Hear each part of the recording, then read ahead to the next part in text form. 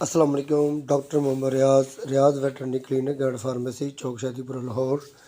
ये गाय है, इसके थन में तकरीबन 1 इंच से 1.5 इंच तक मूसड़ी बनी हुई थी। थन के अंदर से स्टेनोजिम यानी कि फिब्रोसिस, थन के अंदर से गिल्टी वगैरह ट्यूमर की शक्ल बनी हुई थी। इससे दूध निकलना बहुत मुश्किल था। ज़ोर लगा कर घंटे से 1.5 घंटा टाइम लगकर इसको धोया जाता था। लेकिन जब हमने इसको देखा तो हमने इसका इनके ऑपरेट का इनकी सर्जरी का मशवरा किया, तो भाई ने इजाज़त दे दी।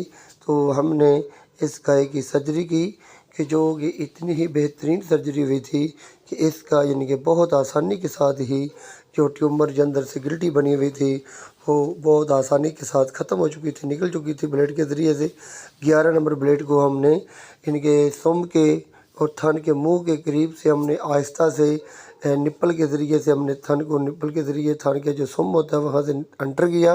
एंटर करने के बाद सॉफ्टली तरीके से अंदर से हमने इसको घुमाया और घुमाने से हमने जितनी भी ट्यूमर सी गिल्टी की सारी की सारी दूध की शक्ल में बाहर आ गई। और हमने बाइज़्ज़त तरीके के साथ बेहतरीन तरीके के साथ इसको बैंडेज वगैरह और साथ हमने एंटीसेप्टिक मेडिसिन वगैरह लगाकर और साथ हमने एंटीबायोटिक इंजेक्शन भी गर्दन पर लगाए, जो कि हमने ब्रीस्ट्रैप और साथ हमने एंटीवेल यानी कि मेप्रासन या एंटीवेल एवल का इंजेक्शन 20 ml, ब्रीस्ट्रैप 20 ml और दर्द के लिए मेलॉक्सिडिन 20 ml का हमने इंजेक्शन शुरू करवाया और इस्तेमाल भी किया, इंजेक्ट भी कर दिया और लिख कर भी दिया।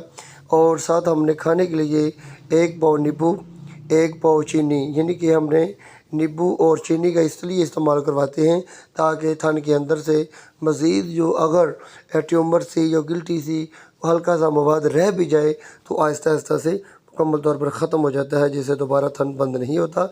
इसके साथ साथ हमने इसको बैंडेज और यानी कि एंटीसेप्टिक सॉल्यूशन ये भी इंजेक्ट करने का भाई को तरीका बता दिया था, जो कि इस तरीके के मुताबिक कर रहे हैं।